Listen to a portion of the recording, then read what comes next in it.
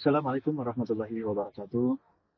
Alhamdulillah wassalatu wassalamu ala Rasulillah amma ba'du. Rabbi shrah li sadri wa yassir li amri wahlul 'uqdatam min lisani yafqahu qawli. Pada pertemuan kali ini kita akan membahas tentang materi pembelajaran di kelas 10 yakni Al-Kulliyatul Khamsah atau 5 prinsip dasar hukum Islam. Mana materi kali ini mungkin sadar atau tidak sadar hal itu sudah dijalankan ataupun ada juga yang belum menjalankan 5 prinsip dasar atau salah satunya. Maka dari itu kita akan bahas satu persatu terkait tentang materi yang akan kita pelajari pada pertemuan kali ini. Urutan atau apa saja sih itu Al-Kulliyatul Khamsah? Yang itu kemudian di sini dijelaskan oleh Imam Al-Ghazali, yang mana 5 prinsip dasar ini atau Al-Kulliyatul Khamsah ini mayoritas para ulama fikih maupun ulama usul fikih sudah menyepakati isi dari Al-Kulliyatul Khamsah. Pertama adalah menjaga agama, menjaga jiwa, menjaga akal, keturunan, dan menjaga harta. Kelima hal ini yang wajib dan harus ada pada diri setiap muslim. Oke, selanjutnya yang pertama adalah menjaga agama atau din dalam bahasa Arabnya. Menjaga agama berarti menjaga semua hal yang berkaitan dengan agama, baik hubungan dengan pencipta, hablum Allah, ataupun dengan sesama manusia, hablum nas. Keduanya harus dijaga sebaik mungkin. Kenapa? Karena sang pencipta adalah Allah yang telah memberikan apa yang kita inginkan, apa yang kita butuhkan. Kita harus menjaga hubungan baik dengan Allah. Sebagai tanda rasa syukur, nikmat yang telah Allah berikan. Sisi lainnya, kita juga harus menjaga hubungan baik dengan sesama manusia. Karena apa? Karena kita hidup di dunia. Yang ada adalah makhluk ciptaan Allah, baik itu manusia dan lainnya. Bagaimana Rasul pun ketika dulu terjadi peperangan atau ketika hijrah, Nabi mewasiatkan untuk apa? Untuk menjaga apa? Bangunan, tumbuhan, orang tua, wanita, anak-anak. Demi apa? Untuk menjaga nama baik Islam, cipta agama, pandangan agama lain. Bahwa agama Islam adalah ciptaan Rahman. Jangan sekali-sekali mengusik tentang agama, tentang terkait agama Islam. Kalau misalkan tidak tahu, tanyakan, bukan memberikan persepsi sesuai dengan kemampuan atau pengetahuan yang awam. Terus menjelaskan di hal ini. Ya. Selanjutnya adalah cara menjaga agama, yang pertama menjaga hubungan dengan Allah, menegakkan dan membela agama Islam dari penyimpangan dan berjuang fi sabilillah atau lillahi ta'ala. Terakhir, menjaga hubungan antara sesama manusia dengan cara menjaga agama, ya, dengan cara menjaga hubungan, menegakkan dan menjaga hubungan antara sesama manusia, atau yang sudah tertera di sini, insya Allah agama akan terjalin dengan baik di bangsa ini. Selanjutnya adalah dalil tentang menjaga agama. Ada sebetulnya banyak, tapi yang kita ambil dua. Yang pertama Al-Quran surah Al-Kafirun, yang kedua surah Muhammad. Al-Quran surah Al-Kafirun ayat ke-6. A'udzubillahi minasyaitonirrajim. Bismillahirrahmanirrahim. Lakum dinukum waliyadin. Untukmu agamamu dan untukku agamaku. Jadi, kalau misalkan ada agama lain sedang menjalankan ritual ibadahnya, janganlah diganggu, silahkan sesuai dengan kepercayaannya, jangan saling mengganggu. Kalau misalkan kita sebagai umat Islam mengganggu agama lain, selama agama itu tidak mengganggu agama kami, itu sah saja, silahkan sesuai dengan kepercayaannya. Bahkan dilindungi, bukan hanya di agama dilindungi, tapi Indonesia atau pemerintah pun melindungi hal tersebut. Yang kedua ada di dalam dalil Al-Quran surah Muhammad ayat A'udzubillahi minasyaitonirrajim. Ya ayyuhalladzina amanu in tansurullaha yansurkum wa yuthabbit aqdamakum. Wahai orang-orang yang beriman, jika kamu semua menolong agama Allah, percaya Dia Allah menolongmu dan menyembuhkan kamu. Allah sudah berjanji, apabila kita menolong agama Allah, maka Allah akan menolongmu dan menyembuhkan kamu. Yang selanjutnya adalah pelaksanaan menjaga agama. Sebagai pelajar, salah satu cara untuk menjaga agama adalah dengan belajar sungguh. Sangat serta patuh terhadap aturan yang berlaku di sekolah tersebut.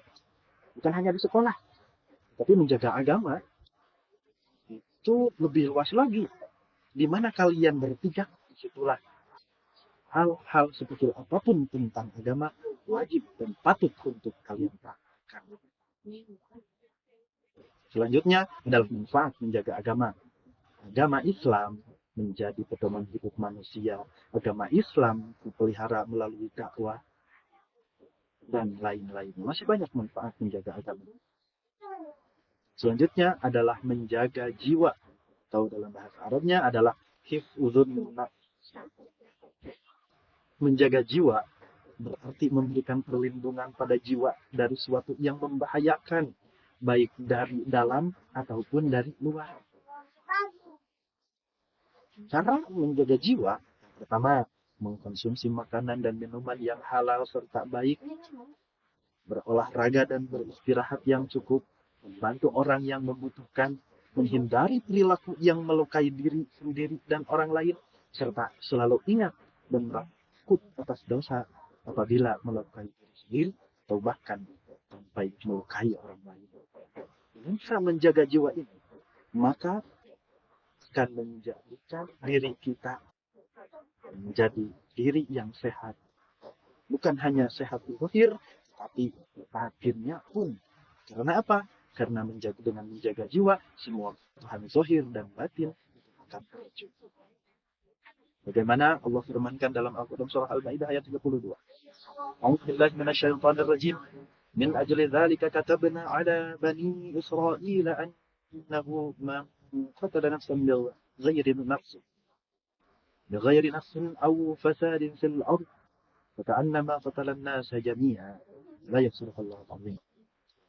Secara full artinya adalah, oleh karena itu kami tetapkan suatu hukum bagi Bani Israel, bahwa barang siapa membunuh seorang bukan karena orang itu membunuh orang lain, atau bukan karena berbuat kerusuhan di bumi, maka seakan-akan dia telah membunuh semua manusia. Barang siapa memelihara kehidupan seorang manusia, maka seakan-akan dia telah memelihara kehidupan semua manusia. Sesungguhnya Rasul kami telah datang kepada mereka dengan membawa keterangan yang jelas. Tetapi kemudian banyak di antara mereka telah setelah itu melampaui batas. Pelaksanaan menjaga jiwa, khususnya bagi seorang pelajar, adalah salah satunya cara menjaga jiwa adalah dengan mengamalkan adab, akhlak teman, tidak membuat masalah dan saling menghargai perbedaan. Jadi jaga jiwa adalah jika mendapat suatu permasalahan tentang perbedaan, baik terhadap perbedaan terhadap pendapat atau berbeda keyakinan, bisa menyikapi dengan baik. Jika bisa menghadapi dan menjalankan suatu perbedaan dengan baik, pelaksanaan dan menjaga jiwanya, maka akan mendapatkan manfaat. Apa manfaatnya? Yang pertama, terpeliharanya jiwa menjadi sehat jasmani dan rohani, menimbulkan rasa menghargai antar sesama, hindar dari penyakit yang membahayakan jiwa, tak menunjukkan sikap peduli, tolong menolong, dan kekaan sosial. Jika sudah memiliki manfaat, maka akan mendapatkan hikmah yang akan dirasakan oleh diri sendiri tanpa harus menjelaskan kepada orang lain. Karena manfaat itu lebih dirasai oleh diri sendiri. Yang bagian ketiga adalah menjaga akal. Atau dalam bahasa Arabnya adalah husnul akal. Gunakan akal untuk berpikir tentang hal-hal baik yang melindunginya dari segala sesuatu yang melemahkan, yang merusak fungsinya. Otak kiri, ada otak kanan, apa fungsinya? Cara menjaga jiwa, yang pertama memperbanyak bersyukur kepada Allah. Salah tulis di sana, jadi manfaat akal. Cara menjaga akal, maksudnya di sana.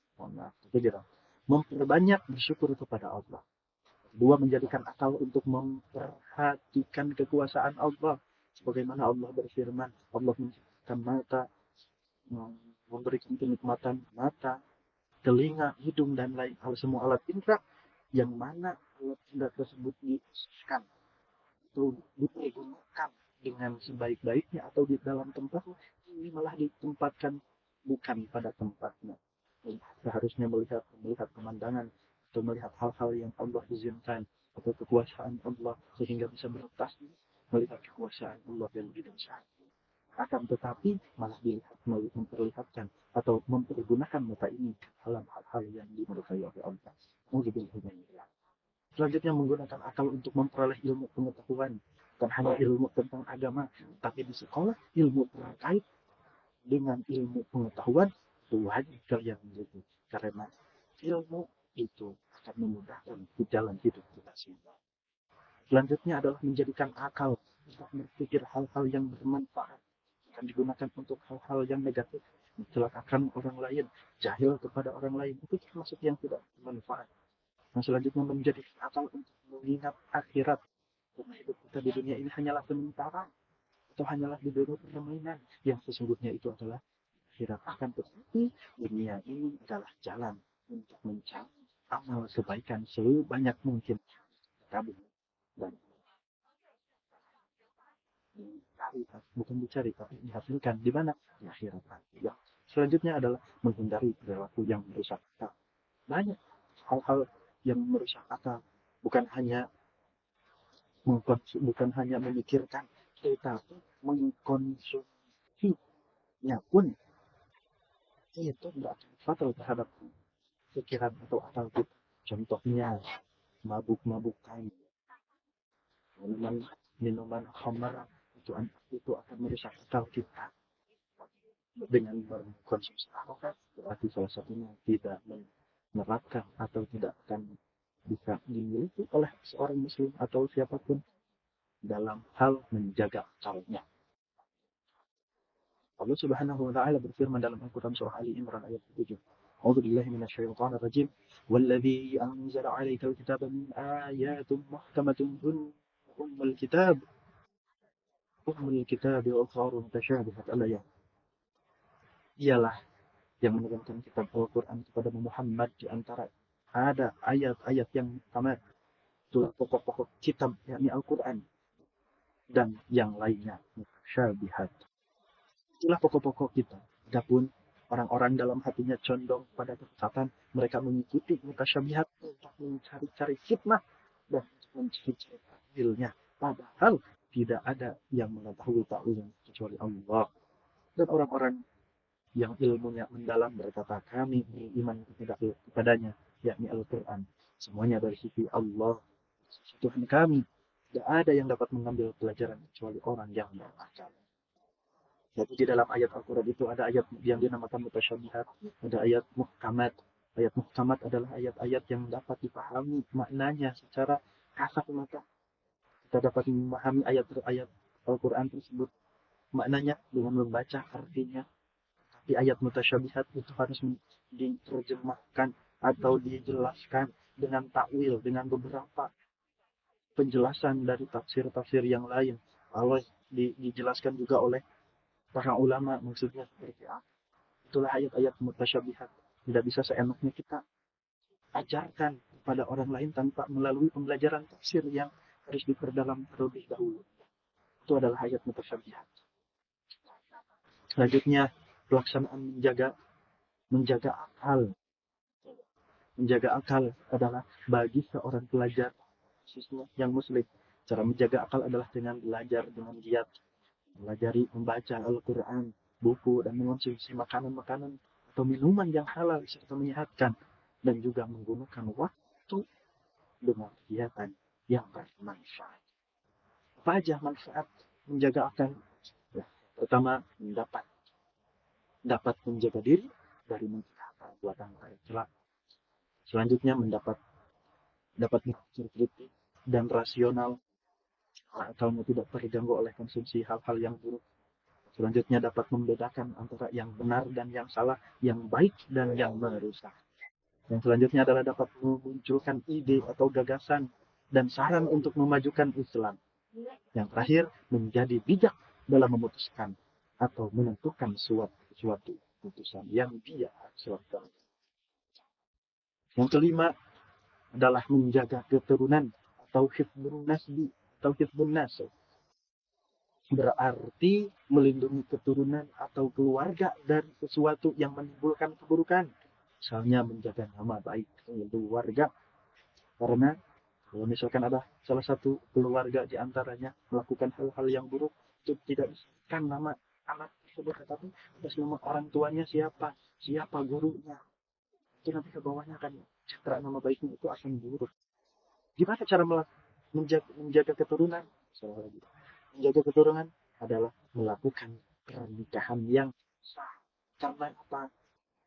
Nomor satu adalah melakukan pernikahan yang sah. Karena di zaman sekarang mas banyak pergaulan bebas, perbuatan zina. Maka dari itu solusi yang paling tepat adalah pernikahan. Selain daripada itu, bimbinglah anak tersebut dengan yang baik langsung di orang. Itu termasuk anaknya yang hanya anak yang harus dididik baik, tetapi lingkungan baik teman khusus pertama adalah keluarganya. Kedua adalah menjauhkan dari perilaku perzinahan, karena anak hasil zina itu adalah kedepannya jika anak misal contoh anaknya perempuan, maka anak tersebut sah ke nanti baliknya atau sudah dewasa dinikahi oleh yang dianggap adalah bapaknya. Kenapa? Karena hasil perbuatan zina pun misal contohnya spermanya dari bapaknya, karena tidak diikat dengan akad yang sah secara agama dalam Islam ataupun pemerintah, maka anak tersebut termasuk anak zina dan bisa dinikahi oleh ayahnya di masa yang datang. Yang selanjutnya adalah melakukan proses penyenangan yang islami. Sudah tidak aneh Indonesia ataupun bahkan di luar di dunia hal-hal yang seperti dan bisa kita tahu maknanya atau maksudnya seperti apa. Selanjutnya mendidik keturunan yang berakhlakul karimah. Pelajaran di sekolah juga mendidik hal-hal yang positif. Kan tetapi ketika anak kalian ingin lebih dalam secara spesifik diajarkan tentang akhlakul karimah, ilmu-ilmu tentang hal agama, pasti di mana tempatnya? Di pondok pesantren. Bukan mengenyampingkan sekolah, tetapi tujuan utama jika kalian ingin mendidik dengan benar secara agama itu di pondok pesantren tanpa mengenyampingkan sekolah. Yang terakhir adalah berperilaku baik dalam masyarakat. Karena dengan berperilaku baik, masyarakat akan menilai, mengenal dia adalah anak yang baik, orang tuanya, keluarganya ini. Allah Subhanahu wa taala berfirman di dalam Al-Quran At-Tahrim ayat ke-6 dan An-Nur ayat 32. Itu akan dibaca dalam surah At-Tahrim ayat 6. Ya ayyuhal minasyaitonir ya ayyuhalladzina amanu qu anfusakum ahlikum naran wa quduha an-nas والحجارة عليها ملائكة غلاظ شداد لا يعصون الله ما أمركم ويفعلون ما يؤمرون. Dalam surah Al-Azim, wahai orang-orang yang beriman, perihalalah dirimu dan keluargamu dari api neraka yang bahan bakarnya adalah manusia dan batu. Jaganya adalah malaikat-malaikat yang kasar, yang tidak durhaka kepada Allah, apa yang dia perintahkan kepada mereka dan selalu mengerjakan apa yang diperintahkannya. Pelaksanaan menjaga keturunan adalah menjaga keturunan bagi seorang pelajar muslim, tetapi lakukan dengan cara menjaga pergaulan dengan baik, baik di lingkungan sekolah ataupun di lingkungan rumah atau lingkungan main. Manfaatnya yang pertama dapat mewujudkan keluarga yang sakinah, mawaddah dan warahmah, dapat melahirkan turunan yang soleh solehah dan terwujudnya turunan yang berlandaskan keimanan yang kuat dan bermartabat. Dan yang terakhir adalah menjaga harta atau keturunan. Menjaga harta berarti melindungi harta dari segala sesuatu yang diharamkan atau yang termasuk syubhat.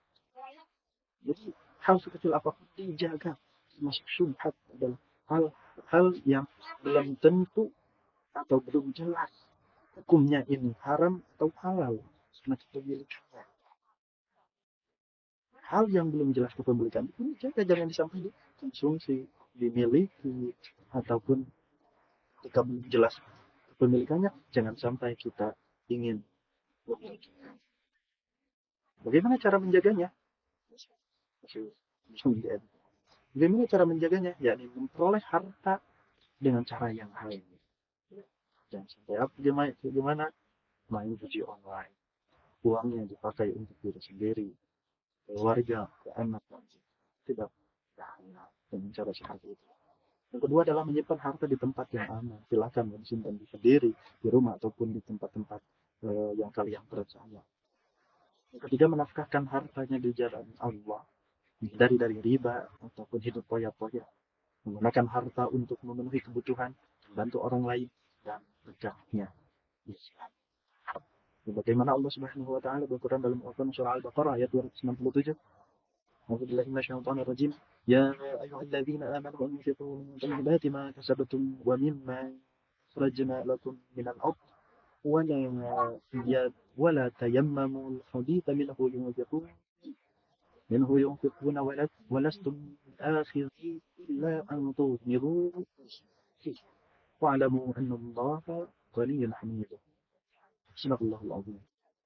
Bagi orang-orang yang beriman, infakkanlah sebagian hasil usahamu yang baik dan sebagian dari apa yang kami keluarkan dari bumi untukmu. Janganlah kamu memilih yang buruk untuk kamu keluarkan, padahal kamu sendiri tidak mau mengambil, melainkan dengan menginjingkan mata enggan terhadapnya. Ketahuilah bahwa Allah Maha Kaya, Maha Suci. Pelaksanaan dengan menjaga harta bagi para pelajar muslim. Menjaga harta dapat diimplementasikan dengan cara tidak menghambur-hamburkan uang saku atau uang jajan dan menyisihkan uang untuk infak dan bertabung. Misalkan ada sekolah ataupun setiap melaksanakan salat Jumat ada kenceleng, ketika ada yang bertabung, ada yang bersedih, silahkan bantu sebagai bisa membantu dan cukup untuk kalian. Selanjutnya, manfaat menjaga harta. Harta dapat digunakan untuk memenuhi kebutuhan pokok dan juga harta jadi berkah untuk kehidupan manusia, dan harta menjadi media untuk beramal dan lain-lain sebagainya. Bagi kesimpulan, Islam wajib untuk menjaga 5 prinsip dasar Islam, yaitu menjaga agama, jiwa, akal, keturunan, dan menjaga harta.